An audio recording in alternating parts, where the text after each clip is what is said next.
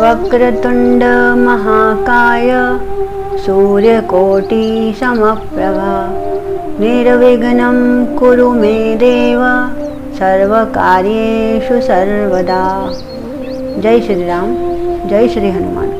आइए श्री राम कथा में प्रवेश करते हैं। काकभूषणी महाराज कहते हैं कि अब सभी राजकुमार बड़े हो चुके हैं और गुरुदेव आज उनको 7 चक्र के बारे में बता रहे हैं।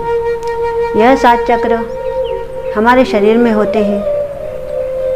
पहला चक्र मूलाधार केंद्र, दूसरा चक्र स्वादिशान चक्र, तीसरा मणिपुर चक्र, चौथा अनाहत चक्र, पांचवा विशुद्ध चक्र, छठा आज्ञा चक्र और सातवां सहस्त्रार्थ चक्र।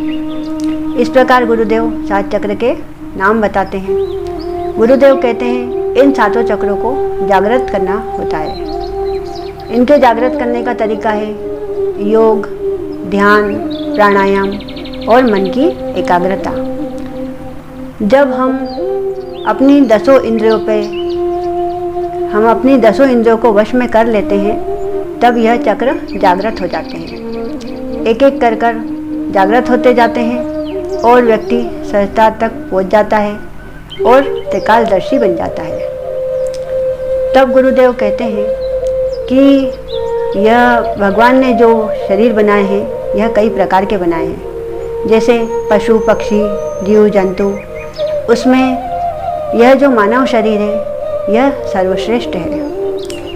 मानव शरीर में रहकर ही हम भगवान की भक्ति कर सकते हैं और उस परम शक्ति को प्राप्त कर सकते हैं। यह मानव शरीर मोक्ष का द्वार है। इस प्रकार गुरुदेव बताते हैं। तब श्री राम जी गुरुदेव से पूछते हैं कि गुरुदेव पाप क्या है। गुरुदेव कहते हैं किसी का दिल दुखाना, किसी को कष्ट पहुंचाना यही पाप है। राम भगवान पूछते हैं गुरुदेव पुण्य क्या है। गुरुदेव कहते हैं किसी के मन को प्रसन्न करना, किसी की सेवा करना यही पुण्य है। तब गुरुदेव कहते हैं कि प्रेम ही पुण्य है और घृणा ही पाप है। तब लक्ष्मण जी पूछते हैं कि गुरुदेव जीवन क्या है, मृत्यु क्या है। गुरुदेव कहते हैं आत्मा का शरीर में प्रवेश करना ही जीवन है और शरीर से आत्मा का निकल जाना ही मृत्यु है। यह शरीर मरता है, आत्मा कभी नहीं मरती। आत्मा अजर है, अमर है, अविनाशी है। इस प्रकार गुरुदेव बताते हैं। अब यहाँ पर एक प्रसंग शिव पूजन का आता है। महाशिवरात्रि का पर्व आने वाला है।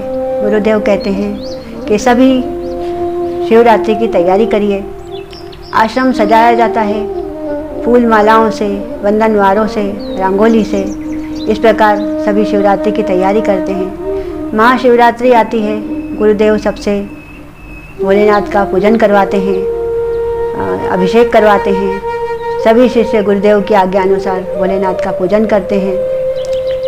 अब यहाँ पर एक छोटा सा दृश्य आता है कि श्री राम प्रभु सितार बजा रहे हैं। कैलाश पर्वत पर भोलेनाथ नृत्य कर रहे हैं।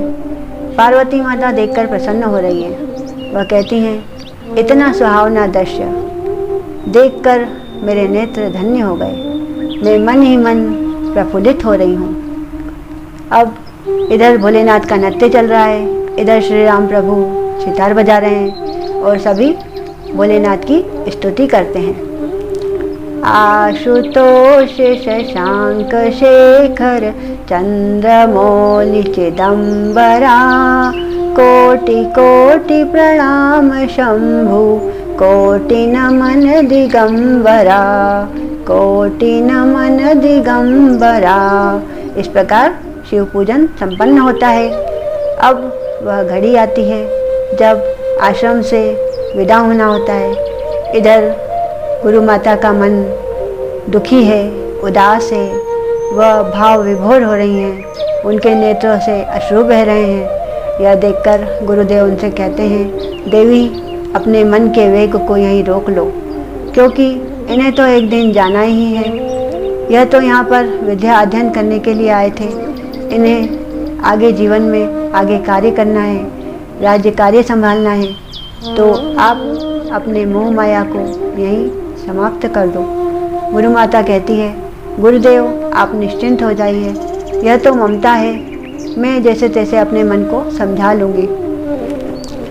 अब समय आता है, महाराज ने राजकुमारों के लिए रथ भिजवा दिए हैं।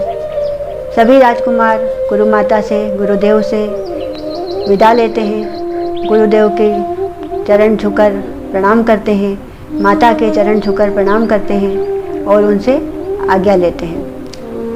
सभी राजकुमार रथ में विराजमान हो जाते हैं। रथ आगे आगे बढ़ने लगता है। गुरु माता एक टक उन्हें देखे जा रही हैं। उधर राम भगवान भी गुरु माता से बहुत प्यार करते हैं, तो वह भी रथ के बढ़ते बढ़ते गुरु माता को पलट पलट कर देखते जा रहे हैं। रथ बढ़ता जा रहा है, धीरे धीरे आंखों से ओझल हो जाता है। सभी राजकुमार अयोध्या में प्रवेश करते हैं। अयोध्या में उनका भव्य स्वागत किया जाता है। सभी सारे नगरवासी जय जयकार करते हैं, फूलों की वर्षा होती है। इस प्रकार राजकुमारों को महल में लाया जाता है।